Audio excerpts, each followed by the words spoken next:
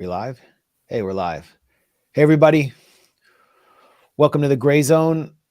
We're back. It's another Friday Live with my award-winning colleague, Aaron Mate. Welcome, Aaron. How you doing? I'm good, Max. Good to be here, and thanks everyone for joining us and for accepting us and with all of our flaws, including our tardiness. Sorry we're a little bit late, but we'll make it worth your while. We promise. Well, what we need to do is get one of those countdown clocks like the other more professional podcasters have. See, we do print, we do reporting, we do all kinds of things. So we don't put all the emphasis on live streaming, but I think that's one area where we're going to up our game soon so that you all aren't just left there looking at a blank screen. And, one thing we also don't do that I think we deserve a lot of credit for is we don't have breaks. Like we That's don't right. say, let's go to a card or whatever. We just go straight through. We plow through like a buzzsaw, just topic after topic. But we will institute that as soon as we get those created. But anyway, thanks for being here with us. And last Friday, we weren't able to do a live stream because Aaron was testifying live before the UN Security Council. Some pretty momentous testimony. We'll hopefully be able to touch on that. But today, neither of us are testifying before the UN today. We're just going to be bashing the parts of the UN that have been captured by the US. And Aaron, we actually got to see each other in person the other night in DC, where you were honored for your contributions to the world of independent journalism, and specifically on Russiagate, your work here at Pushback, and your takedowns of the OPCW Duma cover-up. And here's you with Cy Hirsch. Cy presented you with your Pierre Spray Award for independent journalism, and a lot of luminaries were there. Ben Cohen. Aaron got a big award. I got a Ben and Jerry's gift certificate from Ben Cohen of Ben and Jerry's. Nice. I didn't get that. But it was great to see you recognized and to see so many incredible people in one room. And there were other independent journalism awardees like our friend Sam Husseini, Benjamin Abelow, who wrote an important book that provides really critical context on the Ukraine proxy war and the U.S. role in launching the war and basically creating the context for the war to take place. And there were others. Yeah, and Max, look, we're not going to turn this into a mutual admiration session, but It's not mutual. We're just admiring you. No, I got it. But I just want to say that one thing I said in my remarks, and I'll repeat here, is that my work is made possible by you creating the gray zone and creating the space to do the kind of journalism that really is not done elsewhere. The type of uncompromising journalism, commitment to facts, not catering to narratives in order to get published, and taking up topics that nobody else will touch, including things like the dirty war in Syria, which you did so much to lay the groundwork for me to come along and then pick up the baton and cover this OPCW story. So I'm very grateful to you. And it was a great time. And it's nice. Look, there's so much effort, or I shouldn't say so much. There's an effort put into smearing us.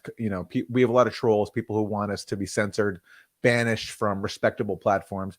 And some people have been successfully swayed, I think, by that campaign. But some people are not. And so it was nice to be in a room full of people who recognize the work we do and who are willing to admit publicly that they like it, because not everyone is willing to do that, just given how much vitriol and smears we get thrown our way. So it was great. And I'm very thankful to everybody who was there and everybody who supports the Gray Zone, who supports the work we do. It's a rare, moment to be acknowledged, and it's a nice thing. And it's just a reminder for us to keep going, doing what we're doing.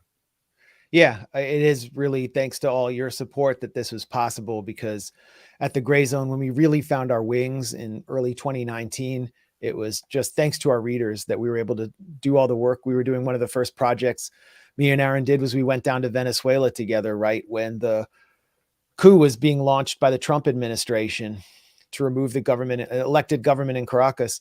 And I think we did a lot of damage to their operation, and we continue to do damage. We're going to talk about that today. And this is work that I think wouldn't be able to be featured at other supposedly critical independent publications that hire people who are on the board of National Endowment for Democracy organizations. Like the Intercept was supposed to be that. But yeah, we continue to be able to be totally independent and say whatever we want because of your support. So thanks everyone for being here. And, there were a lot of, I would say, luminaries in that room. It was a private event, so I'm not going to name everyone, but people in Washington, including some unexpected people, are getting really, really frustrated with the Biden administration or the people who control Biden pushing this proxy war up to the line of Crimea and taunting or tempting nuclear confrontation. So I think you were a voice for a lot of those people who can't speak more freely. But moving along, I mean, to a related topic, Donald Trump, 24 hours after calling for peace in Ukraine, saying he would not have ever allowed this war to take place. I don't know if that's true or not. And declaring that he will stop World War III has been indicted. I'm not saying the indictment has anything directly to do with that, although it obviously, to me, feels like an outgrowth of the Russiagate campaign to nail Trump. And we haven't seen the indictment yet, but it relates to hush money Donald Trump paid a porn star, Stormy Daniels, to not talk about their affair. And I think it's really sad that American presidents have gone from sleeping with porn stars, when in the past we could expect American presidents to at least have the dignity to sleep with their interns, or at least just have oral sex with them. I don't know if that constitutes sex or what the definition of is, but this is where we are as a society. Aaron, what are your thoughts on the indictment of Donald Trump? Well, to me, this definitely feels like the never-ending fallout from Russiagate, because again, liberals went all in on the dumbest conspiracy theory of all time, that the president was a Russian asset being blackmailed by Vladimir Putin. And that, of course, spectacularly failed because it was concocted. And so since then, there have been constant efforts to compensate. There was the first Trump impeachment over Ukraine. Then there was the Russian bounties in Afghanistan, fake scandal. Then there was January 6th, where Trump actually did something. Trump actually did something January 6th, but they couldn't really get him for inciting a riot because that's a hard thing to prove. And he also, I think in his comments on January 6th, he said that we should be peaceful or something. So that was difficult. I do think they have him, by the way, on something in Georgia, from what I understand of what he did there, and trying to pressure Georgia to come up with something that could validate his claims about the election. I think actually there's a case there, but for whatever reason, they couldn't just wait on that one, and they had to trot out or roll out again this years-old case about paying hush money to Stormy Daniels, and somehow coming up with the theory that had to be done to help his campaign, when really I think Trump will argue that this is very standard for people to pay hush money payments to shut people up. John Edwards did that when he was caught having an affair. He was acquitted. So I just see this as a never-ending attempt to compensate for Russiagate. And I think ultimately, I mean, if you're looking at the political impact of this, I think this helps Trump. How can it not? It keeps him in the news, and to his supporters, he can once again claim he's the victim of the deep state. So why people are expecting any different outcome than every other failed Trump so-called scandal before is beyond me. Yeah, for those who might not have the appropriate context, John Edwards was the populist Democratic North Carolina senator and Democratic presidential frontrunner and Prel hair model who had an affair with a grifter while his wife, who was considered his greatest presidential asset, Elizabeth Edwards, was dying of breast cancer. And emails were released where he had planned a rooftop wedding with his mistress, in which the Dave Matthews Band would perform at the wedding while his wife was on her deathbed. And, you know, as horrible as that is, the worst part of it was proposing Dave Matthews to play anywhere. That really discredits him in my eyes. And so Trump and Stormy Daniels are, you know, Stormy Daniels has been brought out at the center of this by the Manhattan DA. She's been kind of lurking in the background all along. Stormy Daniels is like, when are they going to pull the Stormy Daniels card? Well, the Mueller investigation didn't find anything. We don't know if January 6th is going to lead anywhere to Trump. But the Manhattan DA has pulled this card, Alvin Bragg. He is a Democratic prosecutor. The Republicans are alleging that he was paid with $1 million through a Soros-funded NGO called Color of Change, and that they're calling him one of these Soros prosecutors that are soft on crime. And I think that's a really smart play by the Republicans, just from a completely Machiavellian, cynical political perspective, because it paints them into a corner. And this will be used to, as Aaron said, ramp up Trump's base ahead of the election. I think this prosecutor was previously unknown. So now he's a hero of the Democratic Party base and of Blue Anon.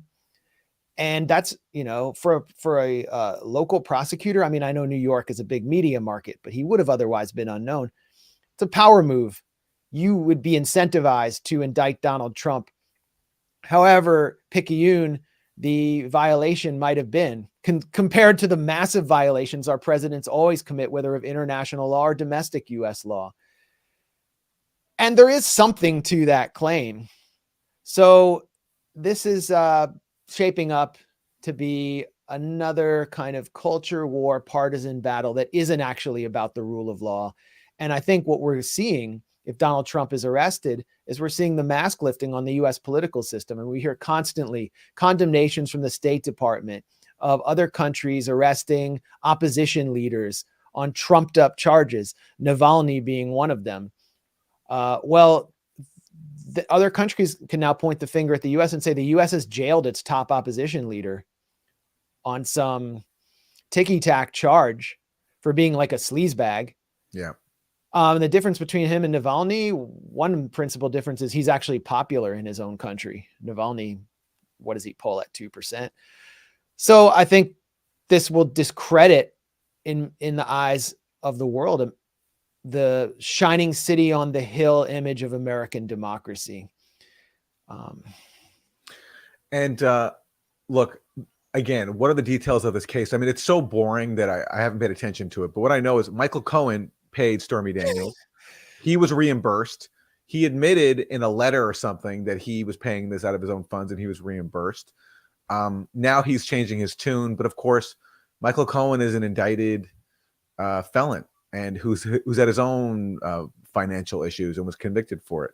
And so it's just, he is a key figure in this case. And I just don't, it's just, to me, it all like going back to, Russia and Ukraine, none of this would have happened if members of the elite didn't see Trump as such a threat to their rule. Not because he supports policies that threaten their rule, but because they just see him as an unsuitable steward of the global empire. He's too honest sometimes.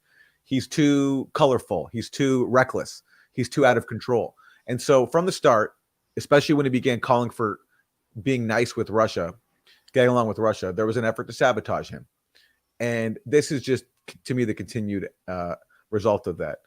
Even though he's done so many of his policies actually served the interests of the elite, his tax heist, his policies about Russia, which I think helped bring us to the point we're in now. But because sometimes he spoke the truth, like he said, we're in Syria to keep the oil, rather than saying we're in Syria to spread democracy and fight ISIS. They don't like that. And so hence, as a result, because he's still a political force, they have to undermine him where they can. And lawfare is one way to do that.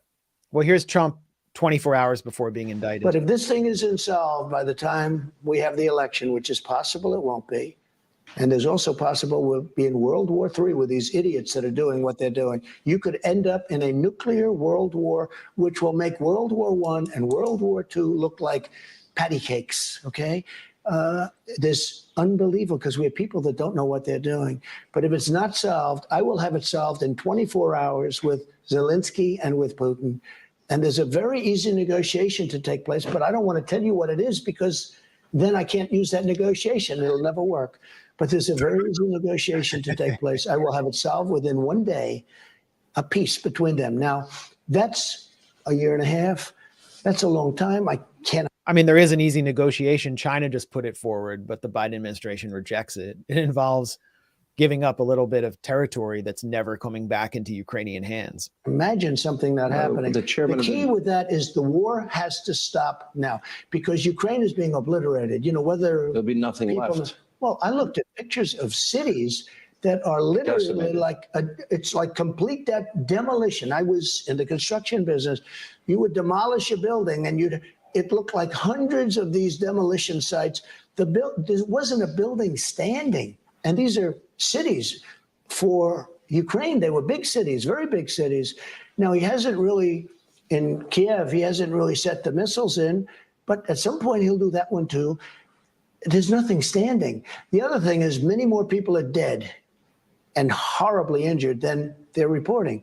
You know, when you see missiles hitting 15 buildings and 15 buildings falling to the ground, and they're big buildings, there are a lot of people in those buildings, and then they say one person was injured.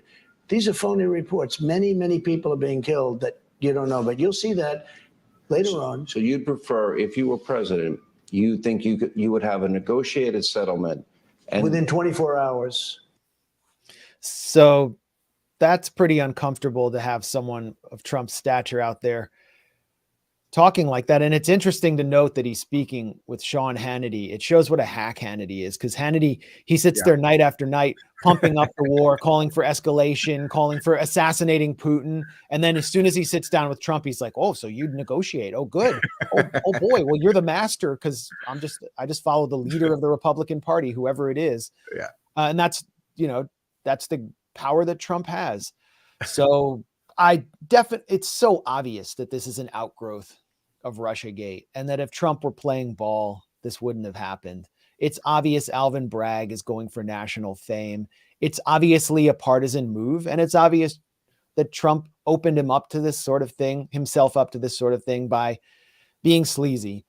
We haven't even seen the indictment yet, but I wanted to introduce something that's kind of a novelty now at this point from my former career as a writer for the Daily Beast. Can you believe it? The neocon Daily Beast that constantly attacks us. I worked for them for like a year until I started trying to do reporting from Palestine. And I just happened to be in Arizona, and I heard that Stormy Daniels was performing by the airport at a strip club. She was kind of unknown at the time, but she was she was running against David Vitter, the senator, the Republican right-wing senator, and she was running to kind of embarrass him for his dalliances with sex workers. And so I thought I'd just go down the street. I reached out to her PR team, and they said, we'd love to talk to you. Just come down to this hotel in the lobby and Stormy will meet you. So I got to watch a 25-second ad here. So while we're watching that, I will just describe the situation. Okay, we can skip the ad. Here we go. Plaza Hotel. It's Arizona. That's me in by the 2007. airport. And I've learned that I've gained Stormy some weight Daniels, since then. adult industry actress and producer, is staying here. And she's going to discuss with us her potential primary run in the Republican primary in Louisiana against Senator David Vitter. My name is Stormy Daniels. I'm in the adult film industry. I've been with Wicked Pictures for about 7 years as a contract performer, writer, and director. And so you're getting involved in the Louisiana Senate race. Apparently so. I had actually nothing to do with it. I was notified about it through a friend who sent me a link saying, oh my gosh, you're a genius. This is so awesome. And I looked at it and I had nothing to do with this, but it is genius. Yeah. I wish I could take credit for it, but actually I can't. It was a group of guys down in Louisiana that put the whole site together. And I have people put sites about me all the time, and I usually shut them down pretty quickly. But this one was just really a whole well done, and I found it pretty operation amusing. So I kinda behind just her went with it. already So in 2000. would you I guess enter it's the Republican 2010? primary against David Vitter? I haven't decided yet. I've never been involved in politics before, but apparently they are calling me to duty, and if that's what it takes, then that's what I will do. I mean, it's interesting now in the current moment because she's talking about being called to duty about a political operation being set up, and she's kind of being put up as a prop and a spokesperson, and it's obviously a partisan Democratic operation, and she's soaking in the PR and the possibility for getting her brand out. And David Vitter made headlines when he confessed to being a client of the DC Madam, to paying for sex with several high-priced sex workers. Do you think his hypocrisy is fair game in the race? And that's what I was going to say. I personally have no issues with his sexual activities or his sexual preferences or whatever it is that he wants to do. My issue with him, I mean, who am I to judge, right? My issue with him is that he's a hypocrite. And, you know, call me what you will, but you can't call me a hypocrite. And would you challenge David Vitter to a debate right now? So yeah, it goes on. And I had a long talk with Stormy after the interview. But what's interesting here is, I mean, when you think about blackmail and how much, you know, Jeffrey Epstein compromised powerful political people. Donald Trump was around Jeffrey Epstein. Bill Clinton was around Jeffrey Epstein. You know, I have questions about Stormy Daniels. She talked to me afterwards about how she is a really committed political activist. She was involved in liberal causes at the time. She was, you know, pretty articulate. She was not a stupid person. Although she was, you know, it was kind of demented talking to her and her producer about like how he, you know, she got him a vasectomy for his birthday and like just the weird culture of porn, kind of disturbing. But here you can see she's already being injected into partisan politics at that time. Then Trump proceeds to go ahead and initiate some kind of relationship with her. I don't know how he got to meet her. And this is where it's led him. And she's raising tons of money online right now. And she's emerged as this kind of hero of the liberal world. So I thought about that in that random interview I conducted back in the day. It also shows how stupid Trump is. I mean, just to open yourself up and expose yourself like that. Well, enough women have accused him of, you know, harassment and worse, abuse, that it seems as if, you know, this was a case where it's led to this for him. I mean, it's a thing where I just never paid attention to the details because so many politicians get caught up in this kind of stuff, right? So why should I care more about Trump's? But that's interesting. I didn't know she had that background. That's one more twist to the story. Yeah, it's something. Well, one piece of context I never got was how she hooked up with Trump. How did that happen? Yeah, she was telling me in that interview that she liked to go to Motley Crue concerts and like take out her breasts and flash the like Tommy Lee and Nikki Sixx or whoever they are. Yeah. No, I mean, it's Mick Mars. I'm getting the names of these hair band players wrong, but that's like what she was into. And somehow she hooks up with Trump, who was, you know, he's for decades been it's not like it's easy to get to Trump. But Trump has harassed a lot of women. So, you know, it's not implausible that she just was another one who he randomly met. And because a lot of women have accused him of this stuff. And, yeah, I guess. I mean, you think about his record and she's not alone. No. I mean, I would like to hear a statement from Melania. I don't think she'd stand with him like David Vitter's wife stood with him during his press conference. You know, when they always get caught, the senators or the governors with some sex worker and they do the press conference, they always have this look on their face, like, and their wives are always there. But Melania was never with Trump for any of this. So props to Melania. But again, I think there's more to the story. There's more of an operation there. If Stormy Daniels was involved, it's obviously an operation now, and Russiagate looms in the background and the war on diplomacy. Trump is a loose cannon. They don't want him back in office. Go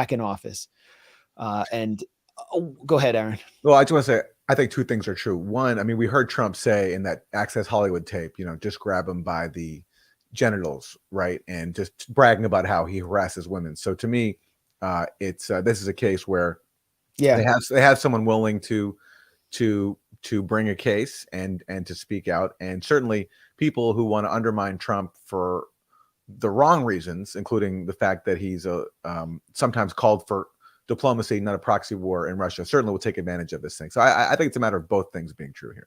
And my last point, since you brought up those comments on those Access Hollywood tapes where he's talking about grabbing him by the genitals in so many words, that was like the Hillary Clinton campaign's last minute bomb. That was their October surprise that they were dropping on Trump, and it was supposed to tank him. And if you looked at the polls were showing that Hillary was narrowly ahead of Trump after that tape was released. And then the FBI announces that they are investigating Anthony Weiner and possibly Hillary Clinton for helping to cover up Anthony Weiner's own sexual perversion. Anthony Weiner is a sexual deviant who is heavily involved with the Clinton campaign, was the husband of her closest body person, Huma Abedin, who went everywhere with her. And he was sending pictures of himself to underage women who he met online, and was involved with, so like someone even lower than Stormy Daniels in the porn subculture, Sydney Leathers. and so that came out through the FBI. It was supposedly a pro-Trump division of the FBI. And that tanked Hillary in the polls at the last second and overcame the Access Hollywood tapes. Now, if you think about this story dropping now, who is this story bad for? It's bad for Zelensky. Zelensky is going to be wiped out of the news cycle at this point, as he is desperately begging for more munitions and more weapons and more aid. And I think we'll be hearing less and less from him. And if we think about his relationship with Trump, I mean, Trump actually sat down with him and said, why don't you just shut up and go work it out with Putin and stop begging me for stuff? So this is what we're going to be hearing about for, I think, the rest of all through the summer. Oh my God. It's not going to, I mean, it's a great time to be in the ratings department at CNN or MSNBC. This has given them a huge bump, but for everybody else, it's just going to be, I think, really annoying. At least with Russiagate, you had the intrigue of a president being accused of being a traitor. You know, that's kind of interesting. Is the president secretly involved in a conspiracy with Russia? But this is recycling a case that's been litigated, at least in public, years ago, and it's going to dominate everything. And that's what we're in for now. Yep. And we got a question about who Trump's lawyer is. So let me just quickly play a quick statement by Trump's lawyer, so you can make a judgment on his legal representation and what their argument is here. And Trump, as anyone would have advised him to do, is hired a telegenic young female lawyer. What was your reaction to the indictment? Were you shocked? Yes, I was shocked. I think, I'm not sure, maybe not shocked. I was, her name is Alina it was another, Habba. here we go again. This has been his life since 2016 when he went down the escalator. You have to remember, they did this with the Russia hoax. They tried to take his kids down. They did this with his first impeachment, his second impeachment. And now we have a DA who has decided to bring what to me is the weakest and oldest, it's not even a crime. I'm not even sure what it is. It's barely a misdemeanor.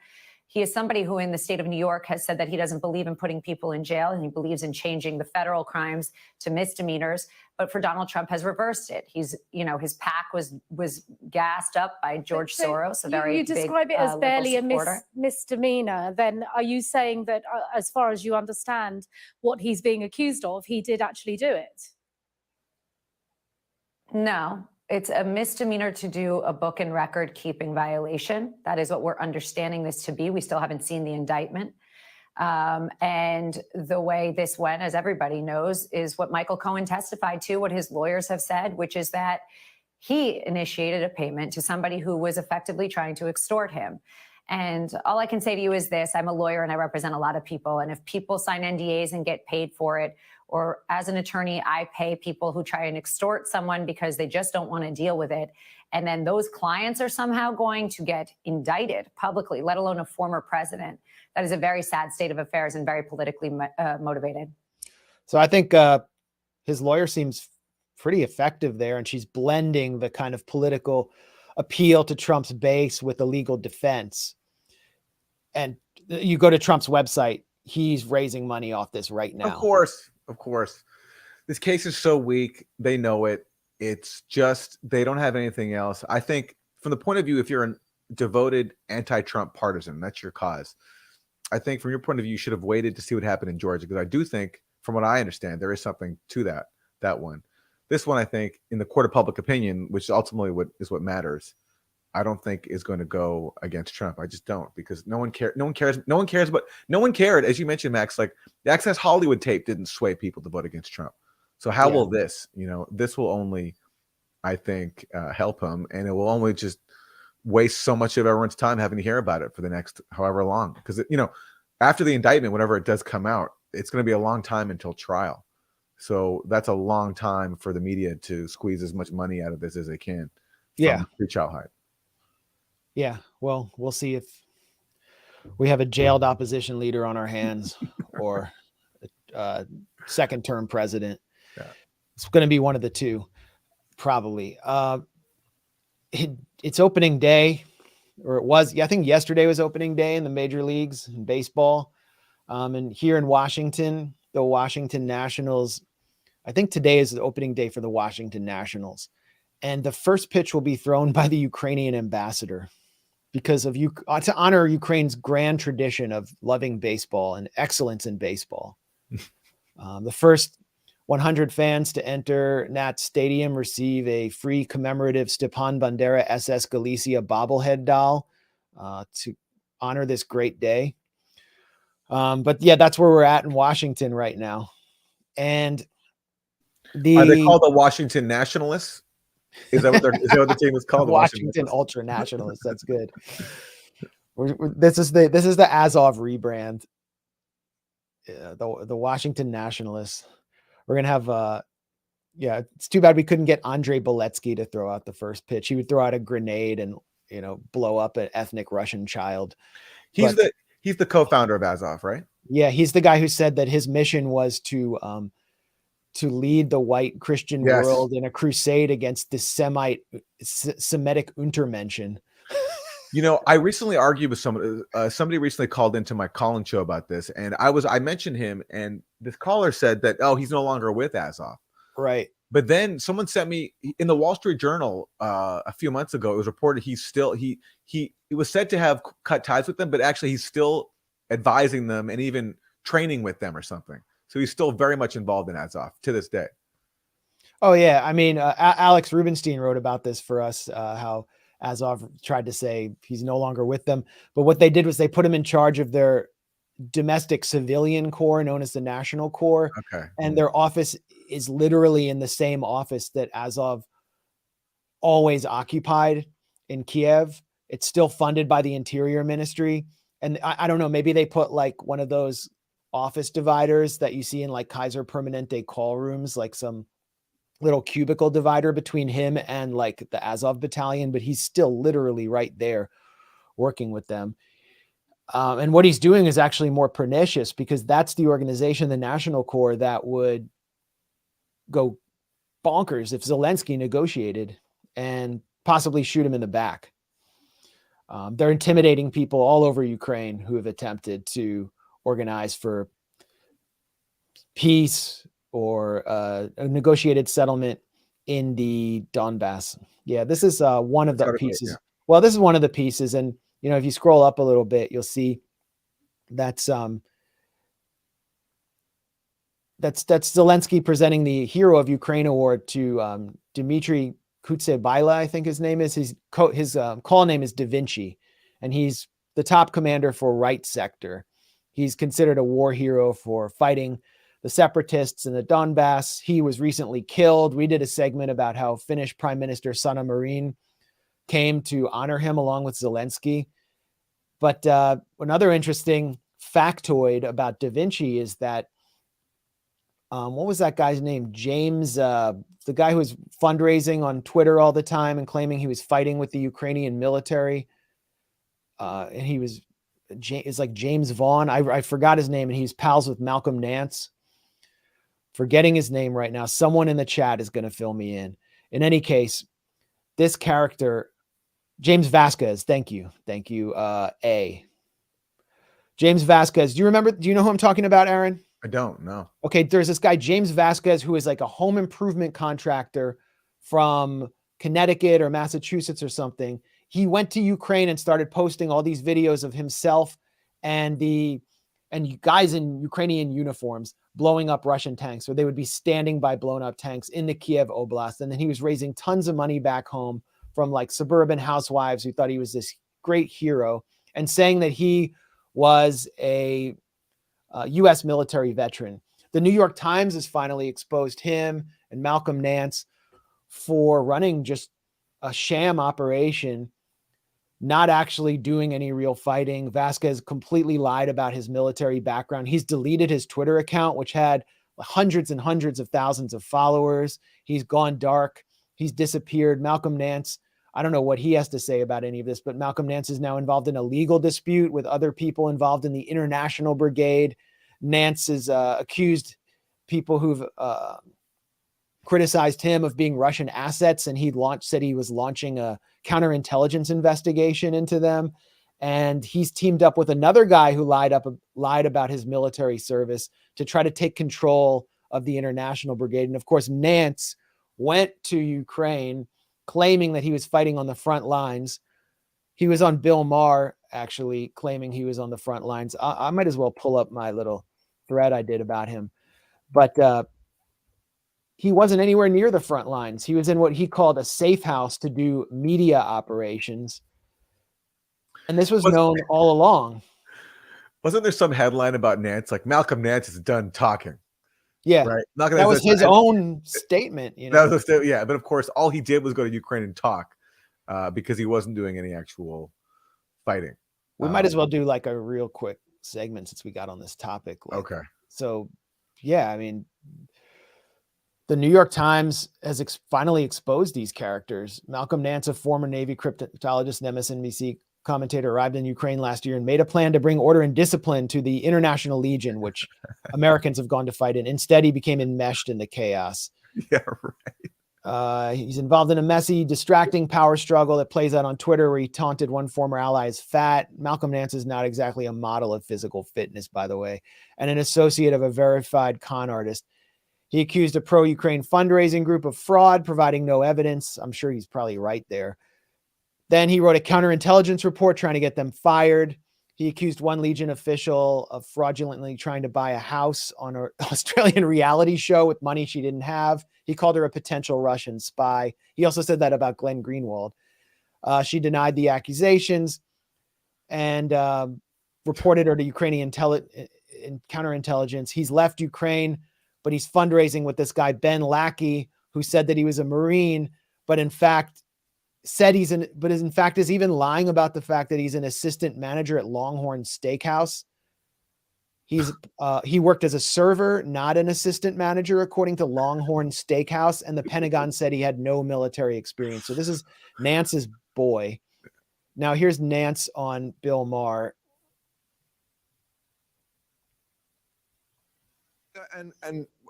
So you're on the front lines? Yeah.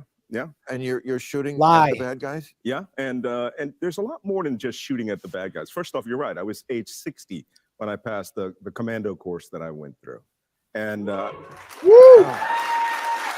Just straight up lying on national TV. what's even funnier is that I knew that to get past artillery, I had to beat that 36-year-old former Marine that was with me. But you know, when you go there, there are a lot of. I think he might be referring to Ben Lackey right there, calling him a former Marine when he's a server at Longhorn Steakhouse who's lying about being an assistant manager. Of different components to your job. My first job was doing intelligence work. Then my second job was an infantry intelligence officer on the front line. And then my third job was a special operations operator.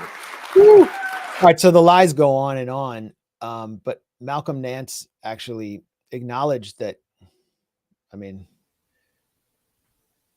here's what he actually said at the time when he was in Ukraine, and he gave an interview. I think this was to the New Yorker.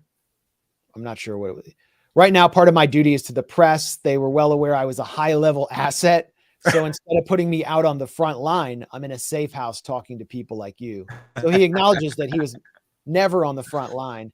He's in a safe house. And I was like, look, I would go looking for Malcolm Nance's activity on Twitter, thinking like James Vasquez, he'd be posting videos from the field about what a badass he was. And he didn't even do that. He was like tweeting about Trump the whole time and acknowledging that, you know, this was all fake. And he's had a great racket going for a long time. During Russiagate, he presented himself as a national security expert.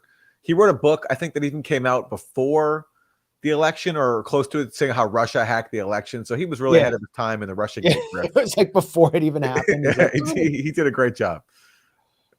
yeah, I looked up his service records in the Navy because he said he was this high-level Navy intelligence officer who oversaw operation rooms of 300 men. He actually said that on another Bill Maher episode. Yeah. And Malcolm Nance is listed as a basic Arabic analyst who was doing basic level cryptology for the Navy in the Persian Gulf. And he worked for a time as a contractor in the UAE and was positioning himself as kind of a low-level war on terror expert. And then all of a sudden, and he wrote some book about jihadists, and then all of a sudden Russiagate happened. So he's a Russia expert. He's never been to Russia as far as I know, speaks no Russian, fake. But the New York Times has now finally lifted the mask a little bit on these characters. And I think it's a signal of where the proxy war is going. So we featured a thumbnail in this YouTube video for our live stream of Trump and Putin. They were basically kind of indicted simultaneously. The International Criminal Court issued an arrest warrant for Vladimir Putin at almost the same time as Donald Trump's indictment was coming down the pike. So if you watched MSNBC last week, you would see simultaneous discussions about Putin and Trump being arrested, like justice is finally coming, and Merrick Garland's in the middle of the whole thing somehow. It's almost as though Russiagate was actually true if you look at the way MSNBC was covering this in the Blue Anon mind because of these arrest warrants and indictments. It's framed that way. The timing of Putin's arrest warrant seems to coincide almost deliberately with that of Trump. Now, I've been looking closely into the arrest warrant for Putin by the ICC for the past 2 weeks. We just published an investigation, the first part of our investigation into it. I published it alongside Grayzone contributor Jeremy Lafredo, and I think, honestly, it's damning. I think this blows the arrest warrant out of the water. And it wasn't as though we were necessarily just running around trying to save Putin's reputation. It was just such an insult to our intelligence that this ICC would base its warrant off of a State Department funded report by an organization at Yale called the Humanitarian Research Lab, which actually, if you read the paper, contradicts the warrant itself. And Jeremy managed to get the author of that report on the phone, and he further contradicted the warrant with what he said.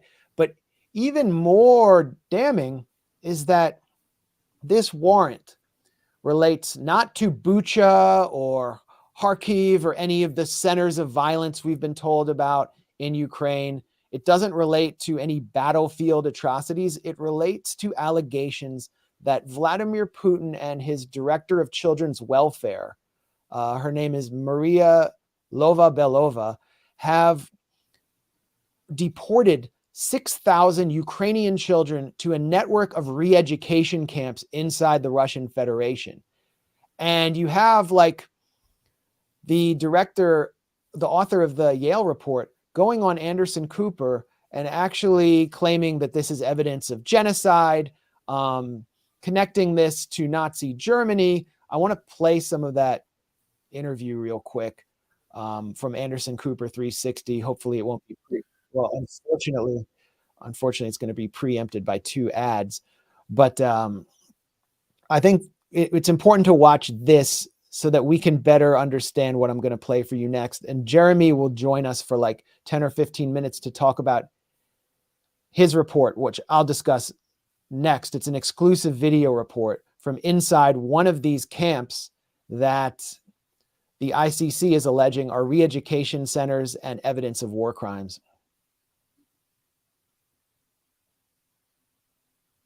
I'm sorry, I didn't share this yet. This is Nathaniel Raymond, the director of the Yale Humanitarian Research Lab, which conducted a State Department-funded report that inspired the ICC warrant against Vladimir Putin. Ukrainian children to Russia and sometimes even give them military training or forcibly adopt them. Actions, according to the report's authors, that constitute war crimes under international law, possibly even evidence of genocide. The report was produced by the Yale Humanitarian Research Lab as part of a State Department-supported program for gathering evidence of Russian war crimes. It identifies 43 facilities that are part of a network stretching from the Black Sea to Siberia. Their primary purpose appears to be political re-education. Nathaniel Raymond is the Humanitarian Research Lab Executive Director and oversaw the report. Nathaniel, I saw you call this an Amber Alert for Ukraine's children. Can you just explain what you mean?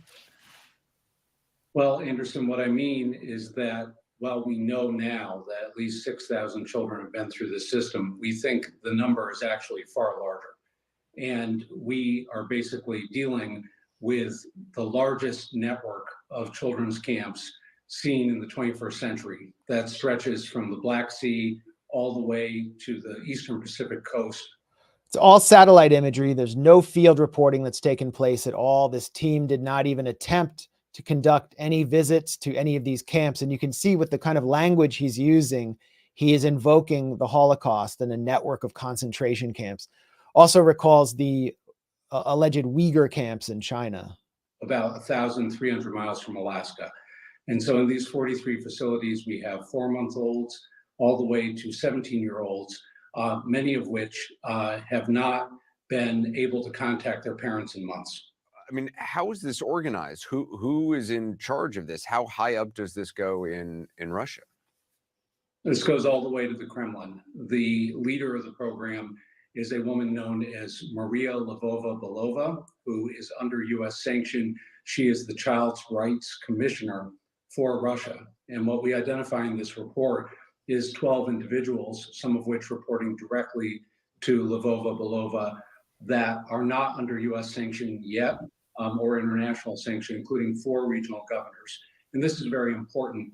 Russia is running sort of what could be described as a twisted sister cities program, where communities in Russia are sponsoring communities in Ukraine on an individual town-by-town basis to bring those children into Russia for re-education purposes, including military training in 2 instances. So in some instances, they're actually giving children, teenagers, military training, and they're doing re-education in the sense of sort of Russian-focused re-education.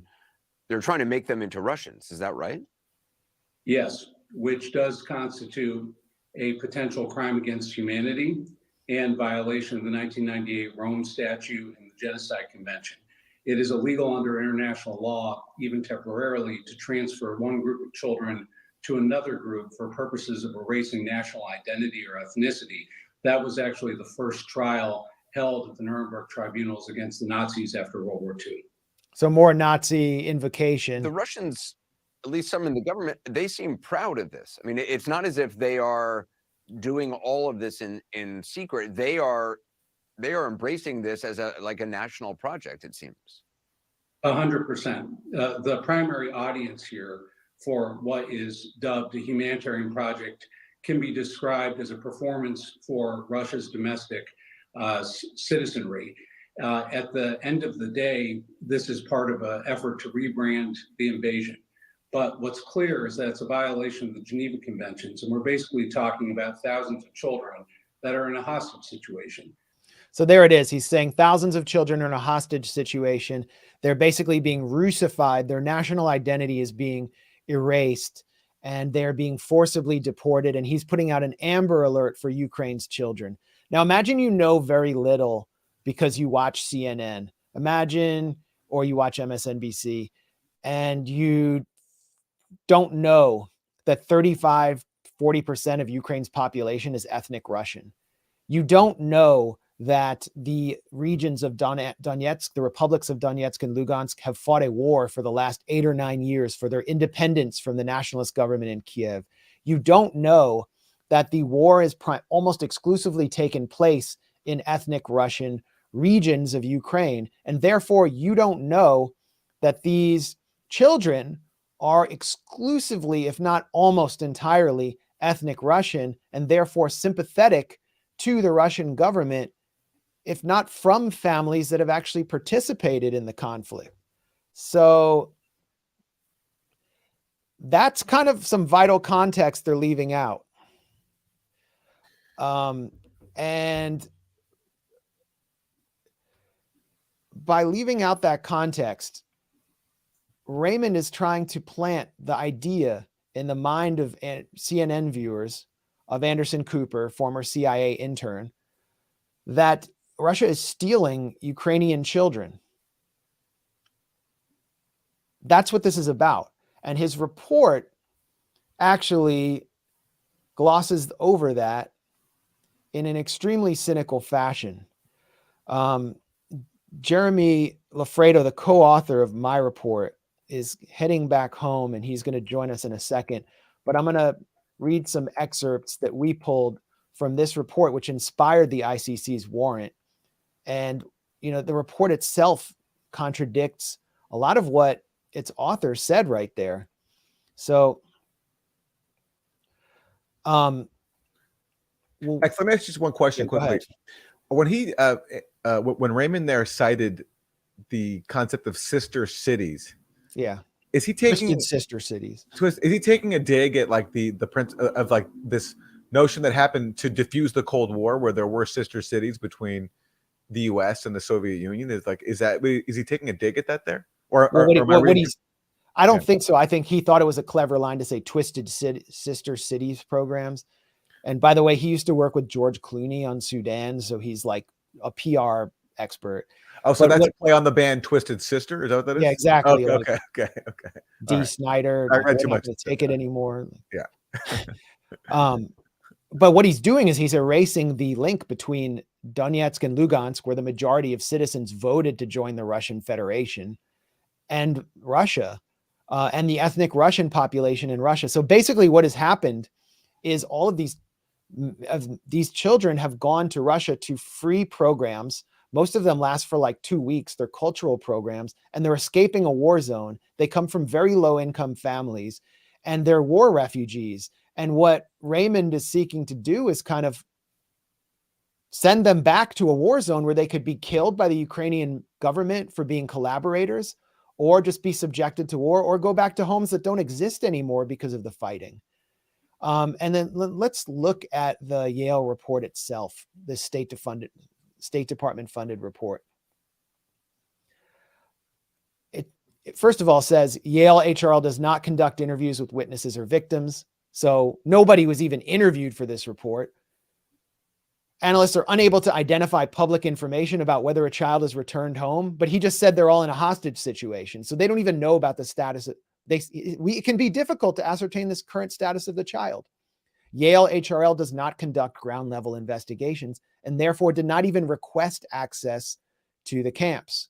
So they admit that the research that informed the ICC's arrest warrant relies on no field research, and that the researchers don't even know the status of the children that they claim to the US public are in a hostage situation. In fact, the paper goes on to acknowledge that many of the children who've attended these camps appear to have returned to their families when scheduled. Many children taken to camps are sent with the consent of their parents for an agreed duration of days or weeks and returned to their parents as originally scheduled. It also says that many of the parents are low income and wanted to take advantage of a free trip for their child. This is a war crime. Some hope to protect their children from ongoing fighting, to send them somewhere with intact sanitation, or to ensure they had nutritious food of the sort unavailable where they live. Other parents simply wanted their child to have a vacation. Again, this is the State Department funded report, which he's saying is a war crime. So where's the evidence of genocide? Well, we can turn to another passage in this report, another disclosure buried deep in the report. There is no documentation of child mistreatment, including sexual or physical violence, among the camps referenced in this report. Now, I checked the footnotes, as I did with Adrian Zentz's research on the Uyghur camps, and found tons of flaws, as I did with Zentz's research. And one of the most glaring flaws was a citation which was used to back up the claim that children are sent on Russian government airplanes and trains. I guess the trains is used to kind of evoke cattle cars or buses to this network of re-education camps. So I followed the citation to an article by RIA Novosti, which is a Russian state media organization. And I read the article that they cited. And like the authors of this report, who have tons of money from the State Department, I used Google Translate. They actually didn't even have an in-house translator. They used Google Translate for everything. So this is about a camp in the Russian town of Magadan. The children are all from Donetsk. And here's the testimony of one child about this horrible re-education center. While we were driving from the airport, we were very impressed with the local landscapes. I like to walk in the fields, pick flowers. It's very interesting to see nature, all kinds of beautiful views. When we were driving, I saw small rivers flowing from the mountains. Very beautiful. The views are gorgeous. Well, that testimony was omitted from this report. And along with the fact that the children are ethnically Russian, largely identify with Russia, and have faced human rights abuses under a Ukrainian government which has banned their religious denomination, the Russian branch of the Orthodox Church, sought to outlaw their language, the Russian language, banned it from universities, and has attacked the ethnic Russian population violently for 9 years. All of this is left out, and the ICC prosecutor has never been confronted with any of these flaws. But as I said, Jeremy Lafredo did get Nathaniel Raymond on the phone. I don't know. Jeremy's here now. So let's bring Jeremy in, and we're going to play some of his exclusive video report for you and talk to him about his conversation with the author of this very flawed report. Welcome, Jeremy. Thank you. So any thoughts or opening statements before we just play a short excerpt of your video report from inside one of these quote unquote re-education camps? Or maybe you want to introduce that report. Yeah, so I was there. I was in Moscow in November, and I was invited to go check out one of these. They called it a school that had children from Donetsk and Lugansk, and they were practicing music. I was there. I thought everything was, really great. These kids were learning music. They were eating. They were away from the front lines. It seemed like a beautiful program. Fast forward 4 months, I'm seeing camps like these being accused of war crimes and human rights abuses and evidence of abduction and kidnapping. And I'm thinking this is the same thing that I saw. So I went back and I looked at all my interviews and all my footage, and that's what the report is. Okay, well, let's take a look at this excellent report, another excellent report by Jeremy. This is like a documentary style report from inside the Donbass Express. Re-education camps, but that assumption would be wrong.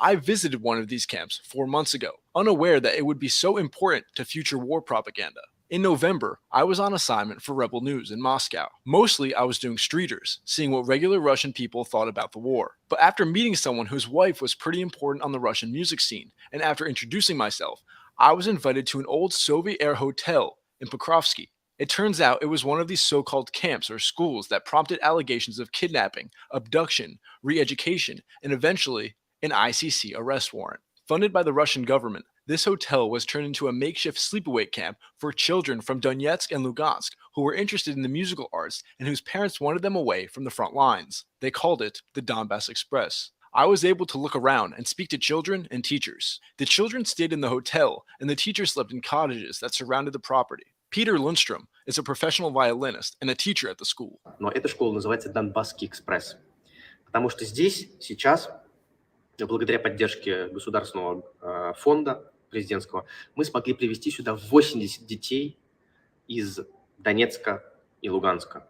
Это талантливые музыканты, которых мы привезли на 12 дней сюда, и вот здесь они живут все вместе с нами, получают уроки у замечательных, выдающихся преподавателей, слушают концерты, получают новую информацию. В общем, такая история.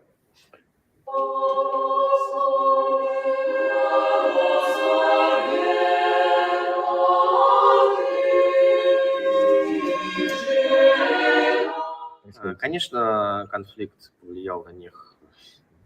Многие из них потеряли свои дома. Многие, некоторые, по крайней мере, потеряли своих близких. в зоне конфликта, они фактически не могут продолжать профессиональную деятельность. В том же самом Донецке не работают ни филармонии, ни учебные заведения, ничего. Это все исключительно дистанционное обучение получается, что, конечно же, для музыкантов пагубно невозможно. Да, они могут вернуться. Мы надеемся, что очень скоро мы освободим, liberate Donbass, и тогда они смогут вернуться к обычной жизни. AG1 is so much more. Well, we'll just interrupt that during the ad. Jeremy, you talked to Peter Lundstrom. He was the instructor of the students there. Talk a bit about your exchanges with him while visiting the camp, but also since this report has come out. I know you've been in touch with Peter. What does he say about it? Well, I went to the camp. I was invited the same day. No one knew I was coming. He was very welcoming. He gave me a tour. He let me watch them play music. He let me speak to the kids. He even asked kids, because they trust him, they like him. I'm walking around. I don't speak Russian. Clearly, I'm an American. He's asking if they would maybe talk to me on camera. He invited me to have lunch with everyone. They have like a lunch cafeteria type thing where they have 3 meals a day. All the kids are laughing and having fun, and they go back and they play their music. Very welcoming, very nice guy. I spoke to one other teacher there, similarly very nice. He's a professional violinist, so he's normally touring around Russia. And so he actually stopped doing that to help organize this camp because he wants to do what he can for the children in Donetsk and Lugansk. And since publishing the report, I talked to him while I was doing it, just making sure all the translations were correct and making sure that, none of the children in the videos are at risk of, retribution from the Ukrainian government if I post this video. He was very thankful that the video came out and that he's in the video and that the kids are in the video and people know that the Donbass Express, they're trying to organize another one very soon. But yeah, no, everyone was. Well, the children all went home. They weren't held as hostages in this center, or the children were there for 2 weeks and they went home. And it's funny, even the report will say you might have highlighted this already in our article. Most of the children have the consent of their parents and they return home on their scheduled dates. They'll say that deep within the report, but on CNN or on the news and in his interviews with the mainstream media, he'll say that these children are in fact, abducted. Right. Let's continue a little bit with the report where Peter discusses some of the threats to the children where they're from the Ukrainian government. And let's consider that Yale HRL, the State Department funded unit, and the ICC apparently want to send these children all back right now to that area. Было все тише, конечно же, не было такого сумасшедшего конфликта, работали филармонии и так далее. Но то, что эти люди все время жили под возможностью смерти, это факт. То есть постоянно прилетало, постоянно. Вот. Особенно, конечно, в 2014, 2015, 2016 годах, потом немножко подзатихло, но в целом угроза жизни была постоянной. Я здесь по, скажем так, приглашению, очень такому щедрому. Вообще не думал, что когда-то окажусь в Москве, побываю на концертах многочисленных живой музыки. А живая музыка — это прежде всего духовное обогащение и очищение. И здесь прежде всего, чтобы научиться и развить свои какие-то навыки, которые пока что только в задатке находятся. Я сам из Донецка, Донецкой Народной Республики. Что там происходит? Стреляют, там, впрочем, как и всегда. Вернее, не то, что как и всегда, а, впрочем, вот как и в последнее время пока что все потихоньку продвигается. Вроде как и меньше, конечно, обстрелов стало. Все равно, конечно, стреляют везде, и в Донецкой Народной Республике, и в Луганской Народной Республике. Но, тем не менее, люди все равно просто, как бы не то, что даже устали, а просто хотят уже очень. He said that he's grateful to be at the Donetsk Express. Here you can see some typical rehearsal, a lesson at this so-called re-education that you visited during Lawfare. Ну, мы There's продолжаем another заниматься, student. несмотря ни на что. She's saying here we continue our Обучаемся и musical находим studies этому despite время, what's been естественно, going on потому что around это us то, что отвлекает от обстановки и because it gives us окружающей. Ну и, relief. конечно, The Yale report accuses these camps. So you actually interviewed students as well in the camp. What would you say their mood was about being there, about going back home? And one of the primary complaints or allegations in the Yale HRL report transmitted through the ICC is that these children are basically being brainwashed, Russified. Patriotic educations imposed on them. Did you see any of that?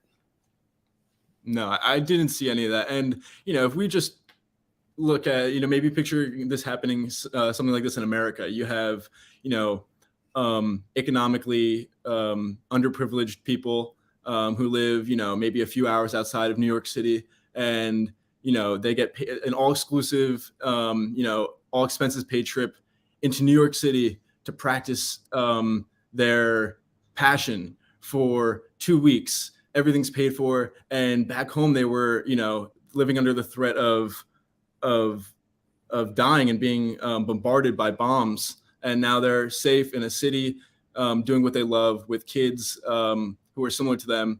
And they didn't want to leave. They don't want to go home back to the war zone. They want to stay. This was essentially a vacation for them. They didn't even think of it as like something that was political. They were like, we are being allowed this trip to get taught music by professional teachers, and it was a privilege for everyone. From what I could tell. And you got to speak to the author of this Yale HRL report, which has inspired the ICC warrant against Vladimir Putin, about your experience at the Donbass Express. And you essentially conducted an interview with him about his own work. How did that interview or discussion come about? And what did Nathaniel Raymond say when you challenged him or asked him critical questions about his report? I decided that I was going to email him, and I essentially sent him an email saying, I would love to tell you about the Donbass Express, considering that, you guys didn't go to any of these camps that you were writing about and being funded to write about. I've actually been there, unlike anyone on your team. So I would love to tell you about it. So he said, okay. And we hopped on the phone and I told him about it. And not like he said in the news, but during our phone call, he said that most of the camps that he's written about, which is their report contains 43 camps. He was like, a good number of the 40 are just like the Donbass Express. They're cultural education. They're like, he compared the camp's nature to teddy bears, meaning they're safe and everyone's happy about it. And so he said that on the phone, and he did not say that on CNN or anything like that. I thought that was an interesting admission. Yeah, I mean, he kept, I've seen a transcript of your conversation with him. We worked on this article together. He kept saying that what you visited was a re-education camp. But at the same time, he said that the vast majority of the 43 camps that his team investigated by satellite and by, telegram, social media, were teddy bears, that they were cultural centers. So it kind of blows out of the water the claims he made on CNN. Definitely. It definitely blows nothing he said on the CNN. He said during our one-on-one phone call. And another point I'll highlight from the phone call is, in the beginning, I said, why didn't you go to any of these camps? Like, why, if you're going to, do this giant report that's going to influence a international criminal court arrest warrant for the president of Russia, why didn't you just try to go to one? And he said, well, we're considered extensions of U.S. intelligence in Russia, so we would never be allowed to do that. And insinuating that he's not an extension of U.S. intelligence. And then later in the call, he says that they are in contact with U.S. intelligence. They're getting access to certain satellites above Russia from U.S. intelligence. He said that the U.S. Indo-Pacific Command provided them access to their satellites. That's the Pentagon. So they worked with the Pentagon. And he also stated that the U.S. National Intelligence Council, which basically coordinates between the CIA and private policy, like think tanks and policy groups, applied a lot of pressure to his team at Yale to document the Russian government's operations after the Russian military entered Ukraine. He said that U.S. intelligence put pressure on the Yale team to come up with something. Those are his direct words. Well, listen, that's damning. When I, a few days ago, was just pointing out on Twitter, just randomly, because I haven't looked into this like you guys have, and this is incredible what you've done. I was pointing out that the only source I could see for all these claims about a mass Russian abduction program of children is State Department funded studies. And then people would say in response, well, just because the State Department is funding it doesn't mean it's serving the State Department's agenda or the State Department's involved. The State Department funds all kinds of things. But you're reporting here that actually the author of the study has admitted that there was direct pressure from the U.S. intelligence. It's worse than that, Aaron. Jeremy, you asked Nathaniel Raymond straight up about the State Department role in this report. What did he say? He said that at first they were focusing on human rights abuses in Afghanistan. And because of pressure from the State Department, they actually started to focus on Ukraine. So they got their direct marching orders from the State Department, from the U.S. government, to look at exactly what they're looking at now. So it's the opposite of independent. And those orders came 2 weeks before Russia invaded Ukraine. So as the U.S. intelligence apparatus was starting its whole drumbeat about a Russian invasion, while Ukrainian forces were massed at the contact line and starting to shell the Donbass, he got his marching orders. So the State Department appears to have been guiding this whole project. And Raymond's role is just, he's the satellite analyst, technology expert who is brought in almost like as a hired gun. I think what he said that we were put on standby. This is the 2 weeks before the invasion. Yeah. So he's almost speaking as if he's, a soldier. My team was put on standby before the invasion. This is his direct quote. We were told to stand by and form a squad. And then by spring, we knew the good stuff was happening. Yeah. Well, listen, I can't wait to read your article. This has just come out at thegrayzone.com. And I want to issue a challenge here to the people who are going to be upset by this article. And this stands for everything we do, where we challenge a very dominant propaganda narrative. We get called all kinds of names. We get called apologists for whatever government that is being targeted by these allegations. But we never get a written rebuttal. I never gotten a written rebuttal to anything I've reported on the OPCW Syria cover-up scandal. I've gotten all kinds of people calling me names and trying to harass people who publish me or who give me awards. And the same thing applies here. I'd like to see a written rebuttal to Jeremy and Max's report from its detractors, not just name calling on Twitter, but see if you can actually refute the reporting that Max and Jeremy have done here. And I'm betting, just like I never saw any written rebuttal to Max's reporting on the reality inside Xinjiang when China was accused of a genocide, and Max went through the actual, just as you guys have done here, Max went through the reports of the people pushing these allegations and showed that the data doesn't support them. I'd like to see these people, or I'm predicting that there will be a similar lack of response here, just like there hasn't been a written response to reporting on Xinjiang or on the OPCW Syria cover-up scandal.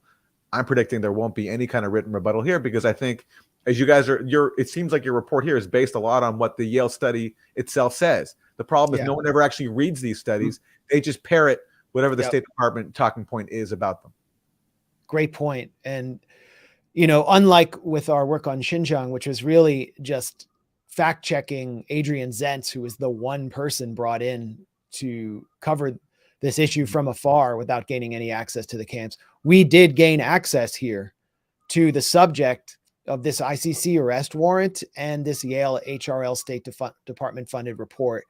And what Jeremy did was, I think, something that other journalists couldn't do, because he's one of the few Western journalists who have actually gone to one of these places, was approach Nathaniel Raymond, the director of Yale HRL, and say, would you like to include this in your report? Would you like to talk about what I found there?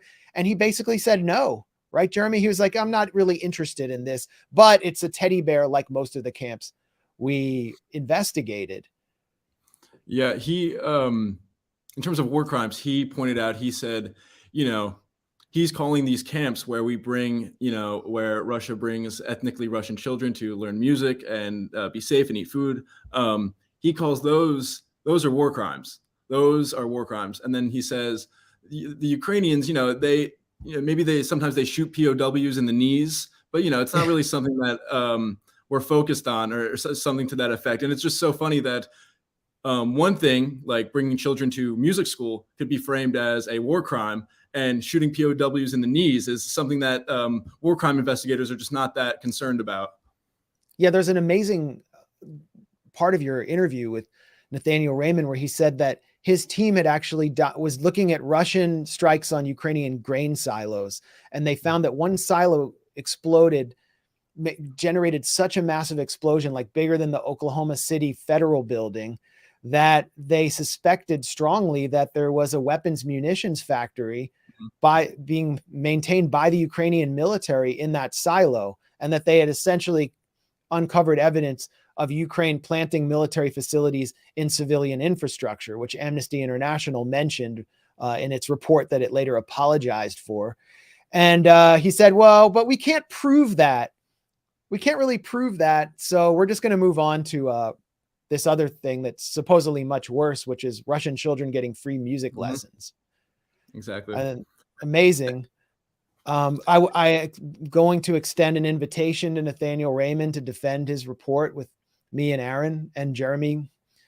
And, but he, on the record, made all of these statements, which discounted many of the statements he made on Anderson Cooper. And again, if you read the Yale HRL report, it's not exactly what it's being presented as by the ICC or US media. And why, Aaron, do you think this ICC arrest warrant is significant?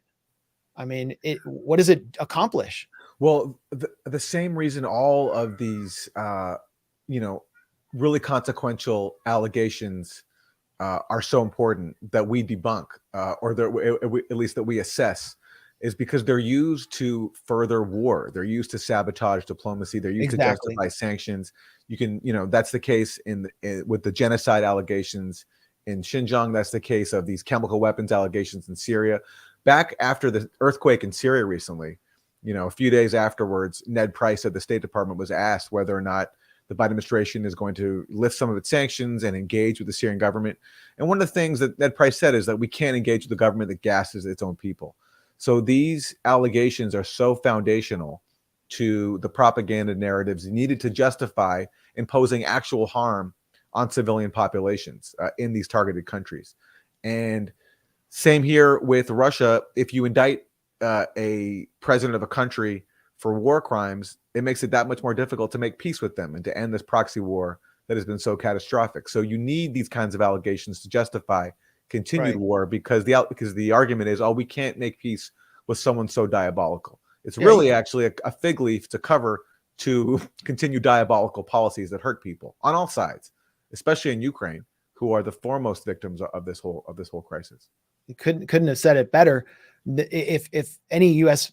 president or Western official sits down with Putin or communicates with Putin, now they'll be accused of communicating or attempting diplomacy with an accused war criminal. The Serbian president, Aleksandar Vučić, has said this himself. He said this ICC warrant is designed to prevent diplomacy, which was also the point of Russiagate, to prevent Trump from conducting diplomacy over missile treaties with Putin, for example. And this is part one of a two-part investigative series. I'm going to provide the history of the ICC prosecutor, who's a new prosecutor, and how he is essentially captured by the U.S. And the U.S., which is not a party to the Rome Statute, which has repeatedly assailed and sanctioned the International Criminal Court, has now turned around and decided that they love the ICC. It's absurd what's taking place to witness how captured all of these multinational institutions that are supposed to prevent war and prevent atrocities is at this point. And the OPCW, Aaron, the Organization for the Prohibition of Chemical Weapons, is another one of them that I want to get to. But Jeremy, is there anything else you want to add about this excellent exclusive video report? I just want to, I would like to highlight, going back to people who would like to write a written response or criticize this report, how many layers of information that we have. We have the ICC report. It's debunking itself with claims that are contradictory to claims made in other parts of the report. And then we have on the ground inside of these camps that they're talking about. And then we have an interview with the author of the report. So it's really hard to say it's propaganda or it's not true. There's so many primary sources, including the report itself and the author. Yeah, so you're welcome to try. And this is another reason why we are a deprecated source on Wikipedia, because Nathaniel Raymond's Wikipedia page could be updated to include the fact that he works hand in glove with U.S. intelligence, that he works for the State Department, and then he has issued these statements which contradict the statements he makes in publicly in media. So the Grayzone has to be a source that you cannot cite. I mean, we could be used to knock down so many official Wikipedia pages if we were allowed to. But we're not. So, Jeremy, thank you so much for coming through to join our live stream for this another excellent exclusive video report. Also, check out Jeremy's report from East Palestine, Ohio, which I think is the best video piece we've seen on the chemical catastrophe there. And we're looking forward to, I know you're working on another project about a lithium mine in the US, which few other reporters seem interested in. So we're looking forward to that. Great. Thank you, guys. All right. Take care, Jeremy. So, Aaron, do you want to do OPCW? Or I got about 20 minutes or so, and I got to do another panel at 5. Up to you. Up to you. If you have time, I do, but yeah, can you queue up your I want to talk about your exchange with Phipps. Okay. All right. I will play the clip. 1 second. Yeah, someone's asking. Yes, we are blacklisted as a reference source on Wikipedia because we're just that good. And if you check out our Wikipedia page, it's like just one smear after another. They even use the neocon commentary site to call us pro-Hamas. Like, that's our Wikipedia page. It's a joke. So Aaron, just to intro this, Aaron Mate testified last week, 1 week ago at the UN Security Council about the OPCW's cover-up of the Duma investigation in April 28, where the Syrian government was accused of attacking civilians with chlorine. It was, in my view, and just so obvious that it was bogus, and it was used to justify missile strikes by the US and the employer of Thomas Phipps, who we see here from the UK, who's their UN representative, who's always trolling you on Twitter, Aaron. So let's watch this exchange between Thomas Phipps and the Grayzone's Aaron Mate. Mr. Marty made various claims today in this meeting, one of which he focused on at length, was the issue of foaming at the mouth and whether or not it can be caused by chlorine. He said quite clearly that the IIT does not address this issue in its report. That's simply not true. It's not true. It does so directly on page 43 of the report under section 6.106. And I encourage you to also, look online, look at the very clear attempts and successful attempts that have been made to counter the claims that Mr. Mate continues to make.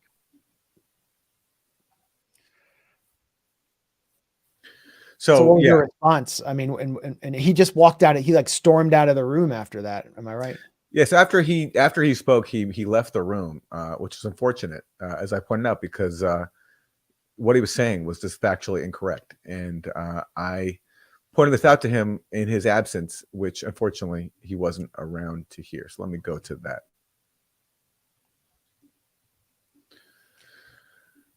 Now you see how hard it is to DJ this whole thing.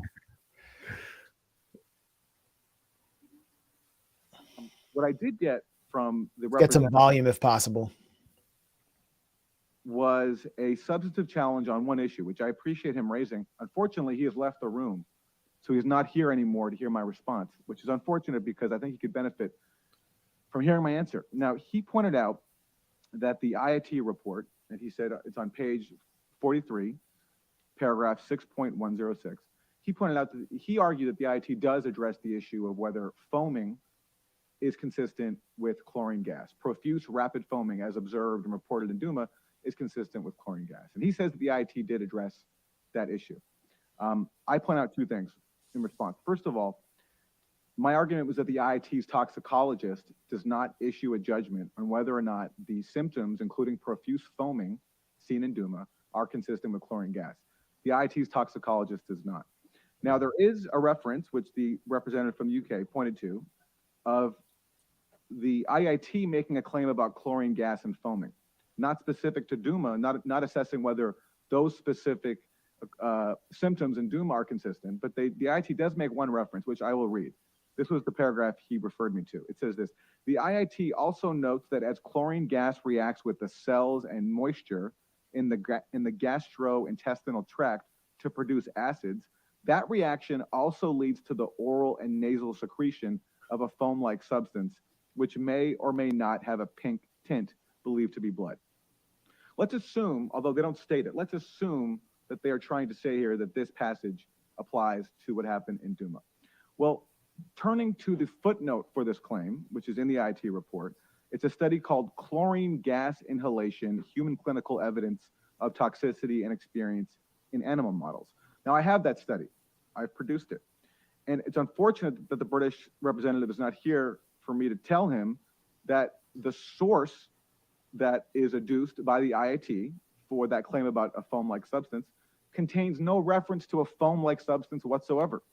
There's no mention of the word foam. There's no mention of the word secretion, no mention of frothing. There is nothing in the source provided by the IIT to support its claim that chlorine gas can produce a foam-like substance. And again, the issue here is not just whether chlorine gas can produce foaming, it's whether it can produce it rapidly. So basically a lie-by shooting. Yeah, and the most important point I made there was actually the one I made just there at the end, because look, nobody contests that chlorine gas can theoretically cause foaming. The original report put up by the Douma team noted this, said that in some circumstances, chlorine gas can cause foaming. The question is, can it do so rapidly in cases where chlorine is alleged to have caused rapid death, as is the case in Douma? According to the official OPCW narrative, the victims in Douma died within minutes. And when German toxicologists, military toxicologists, looked at this back in June 2018, what they told the OPCW was there's no way this could have been chlorine gas, because chlorine gas, while it could theoretically cause foaming, there's no way it could cause that foaming rapidly and within minutes. That if chlorine gas really killed these people instantly, as is alleged in Douma, there's no way that foaming could have developed. And that's why the initial investigators suspected that this was some kind of nerve agent used in Douma, because that symptom of rapid foaming is a symptom of a nerve agent. But the problem is when they looked at all their chemical samples, there was no evidence of a nerve agent whatsoever. And the fact that there's no evidence of a nerve agent, plus the fact that this foaming is so inconsistent with chlorine gas, that is yet more evidence that this incident was actually staged by people who were trying to make it look as if this was a chemical attack, because chlorine gas could not have caused that profuse foaming. And that finding by the Germans was censored by the OPCW, and that's one of many findings that were censored. And that's one of the findings I pointed out at the UN that were censored, which nobody contests. Nobody contests that these findings were censored, and that's why they have to go to these diversions, such as the IT is making an obvious point there that foaming can theoretically cause foaming gas. Nobody disputes that. The question is, can it cause foaming rapidly as in Douma? And every expert to weigh in on this has said no. Well, it's worse than you describe. I mean, you put it elegantly that this incident was staged. But what was the staging? What did we see? We saw photos of dead women and children in a basement in Douma, Syria in April 2018, which was then displayed across the world, disseminated by the media to trigger airstrikes by the US, UK, and France. So if they weren't killed by chlorine, and you can find chlorine anywhere, if there's just common chlorine like that you put in swimming pools or bleach, if there wasn't chlorine and there wasn't a nerve gas, then how were they killed? And were they killed, I don't know, maybe by Syrian army conventional weapons, or were they killed by the psychotic jihadist bandits that occupied that area of eastern Syria, which I actually visited, and I spoke to residents of Ghouta about what they had endured under the control of these Saudi and Qatari funded militias who literally held them hostage.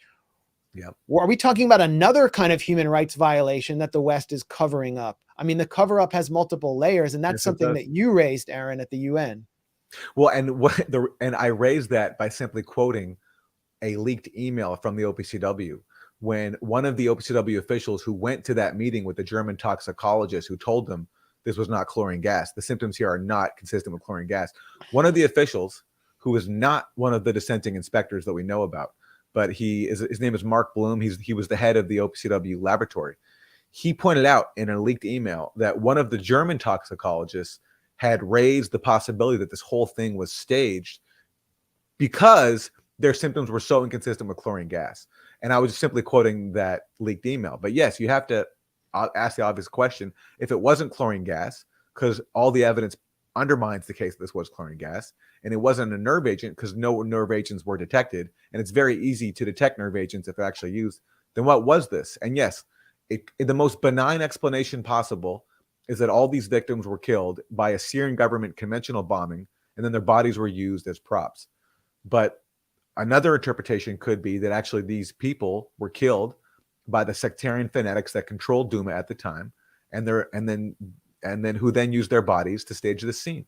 And we don't know how, but all we know is that the International Chemical Weapons Watchdog that was tasked with investigating these deaths has presented a baseless explanation for what happened and has covered up its own findings. That's the only thing we know. Nobody contests that. No one at the UN from the US or UK or France or all the other states who support the cover-up contested my fundamental assertion that the findings of the OPCW probe into Douma were suppressed. And yet, none of them want any accountability. None of them want to actually hear from the dissenting scientists and have them air all the evidence that was suppressed. And just one more issue that came up during your testimony that I think is important to highlight is that some of the power dynamics actually shifted during this meeting, with the Brazilian government weighing in on the side of those who are seeking critical accountability, essentially on your side. The Brazilian government that was previously firmly aligned with the US on everything from Ukraine to Venezuela. Yep. That's right. The Brazilian representative shocked people in the room by coming out in support of accountability for the scandal and criticized the US and UK because they previously blocked the testimony of Jose Bustani, who is a veteran Brazilian diplomat. He was the first director general of the OPCW. He was ousted by the Bush administration because he stood in the way of the Iraq War. And these veteran inspectors that we know about that challenged the cover-up of Douma, they're so experienced that their tenure at the OPCW coincides with Bustani's from 20 years ago, back when he was the OPCW's first director general. So Bustani wanted to come to the UN Security Council and testify in their defense, but the US and UK blocked him. And so at this meeting last week, the Brazilian representative, he criticized the suppression of Bustani's testimony, and he also called for accountability. So let me play one brief clip of that. Let's do that.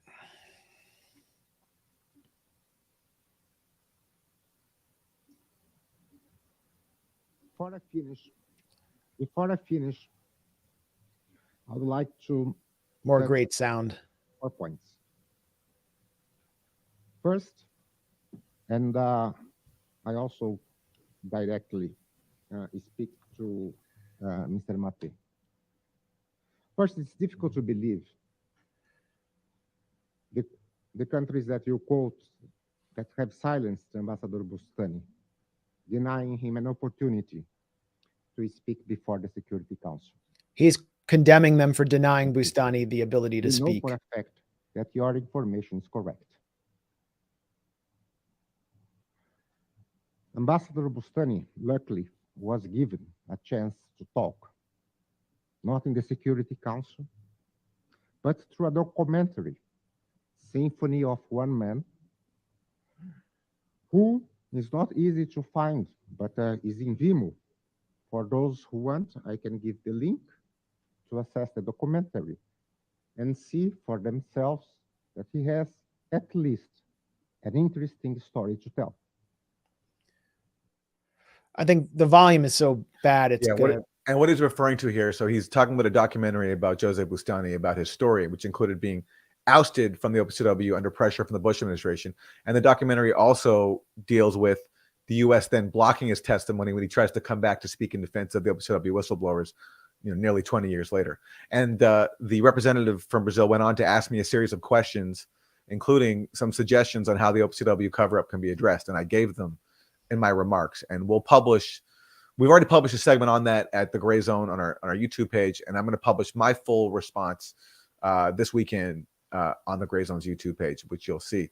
But basically, that was a sea change in when it comes to this issue, Brazil coming out in support of accountability for this cover-up.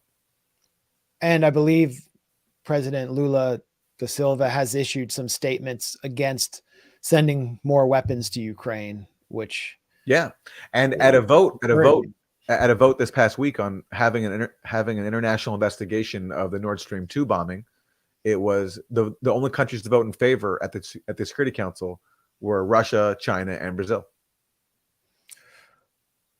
Well, the world is changing. The world is changing rapidly. We haven't even talked about the Xi Putin summit, but you can see a microcosm of that shift at the area meeting of the UN Security Council, which featured testimony from our own Aaron Mate.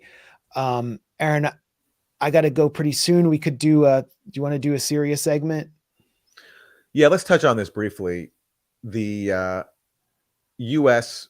military occupation force in Syria has come under new attacks recently, and then that led to the U.S. launching airstrikes on militias. But the initial attacks on the U.S. positions killed one U.S. contractor and wounded 6 U.S. service members.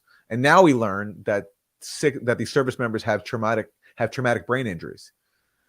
And lost in all of this is any acknowledgement of why the U.S. actually is in Syria. The U.S. claims to be there fighting ISIS, but as I've written about before, the Pentagon's own reports debunk this claim. They point out that the U.S. is barely fighting ISIS.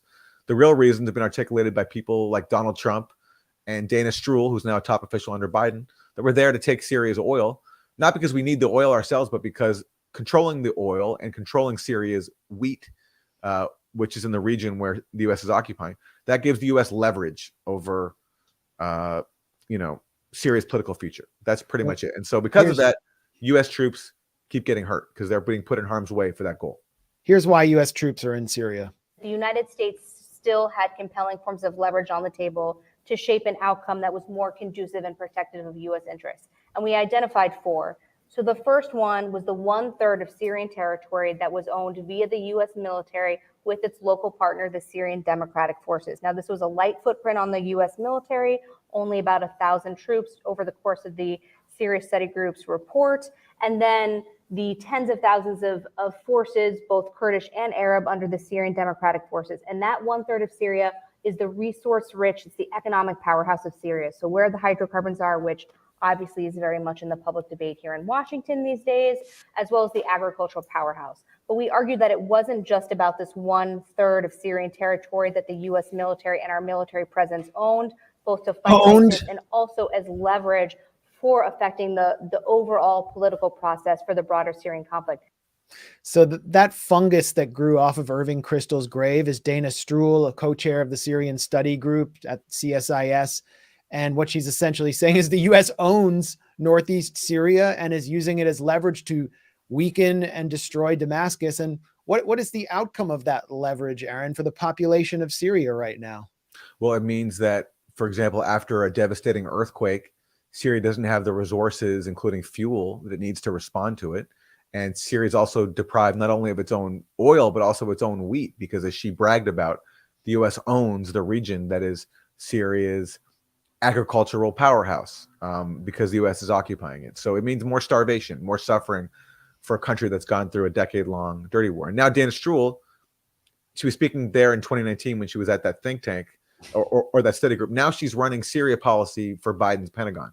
She's a senior official at the Pentagon now. Yeah. Yeah. So these are the people animating Biden right now. Yeah. And U.S. soldiers are suffering traumatic brain injuries in Syria. But if you remember before, there was the attack by Iran with ballistic missiles on the Al-Assad U.S. airbase inside Iraq as retaliation for the assassination of the second most powerful official in Iran, Major General Qasem Soleimani, the targeted assassination by Donald Trump with Benjamin Netanyahu right behind him. And what are these troops really doing there? I mean, they're sitting ducks. Yep. And the reason they're there is to establish a tripwire for war with Iran. If the U.S. wants to create a pretext for direct military conflict with Iran, you got them there. They're going to be hit in any retaliatory strike. And you have figures in the U.S. deep state, national security state, whether it's Dana Stroul or John Bolton, who would probably be more interested in war with Iran than they would be with Russia. There are figures that are just focused on a regional war with Iran. Yeah. And meanwhile, of course, Israel continuously bombs Syria, including the capital Damascus, including the airports of Damascus and Aleppo. Aleppo is being hard hit by the earthquake, and it barely gets reported in the U.S. media. It's just it's like the air we breathe, that Israel has the right to bomb Syria whenever it wants. It's bombed Syria hundreds of times over the last several years, and no one cares. And I guarantee you that they are using NSA. They are working with the NSA to do targeting. That they are working with the Pentagon to do targeting. I guarantee you. It's been reported. It's been reported in the Wall Street Journal that the U.S. approves. This is the headline here. I'll show it. This is the headline in the Wall Street Journal from last year. Here it is. That the U.S. basically is it's secretly. Here it is. Why is this giving me trouble? Here, 1 second. U.S. secretly reviews Israel's plans for strikes against Iranian targets in Syria. So basically, this is a joint U.S.-Israeli operation, these Israeli strikes inside Syria. Yeah. And this is what happened also when Israel was bombarding southern Lebanon in 2006. The NSA and U.S. government helped them do that targeting. Israel is, in the words of former Secretary of State Alexander Haig, America's unsinkable aircraft carrier in the Middle East. And that's what the U.S. has planned for Ukraine as well. It is a proxy war, a dirty war, and the U.S. and Israel are manufacturing a humanitarian catastrophe in Syria. And now we're seeing U.S. service members start to pay the price. And when you hear a week after they come under attack that they've suffered traumatic brain injuries, just as they did at the Al-Assad base in Iraq, that means that the Pentagon has been trying to keep that news away from the American public because they don't want domestic repercussions. And the news of hundreds of traumatic brain injuries of service members in Iraq was kept from the public for weeks and weeks and weeks. They were transferred to Ramstein Air Base in Germany, given medical care, and it's always swept under the rug. We will see deaths. We saw the death of a quote unquote contractor in Syria, an American contractor, otherwise known as a mercenary. It's only a matter of time before U.S. service members are killed, and that could lead to another military escalation. What it should lead to is that we start taking seriously resolutions like Matt Gaetz introduced in Congress with the support of the Progressive Caucus to end the U.S. presence, the U.S. illegal occupation in Syria, which violates Syrian sovereignty and is killing silently thousands and thousands of Syrians. And we'll keep covering this. Absolutely. U.S. media won't. Yeah. Anyway, thanks a lot, Aaron. Again, congratulations on the richly deserved award and getting the respect you deserve. And thanks for everyone for joining us. Support us as you see below. That's how you can do it, or just support us through your presence. And if you're in LA or New York, You can check us out on Pacifica. We do like a hour-long highlights show every Tuesday at 5 p.m. LA KPFK 90.7 FM and WBAI New York 99.5 FM on Sunday at 6 p.m. So listen to us there. And you can also hear all of these interviews and others that we conduct with other platforms that just look up Max Blumenthal on Anchor FM or Spotify, and my podcast has it all. Aaron, anything else you got going on or you want to say before we check out? Like this stream if you can, because that helps us out, apparently, helps more people see it. And thanks to everyone for joining us. See you next time. Peace. Peace.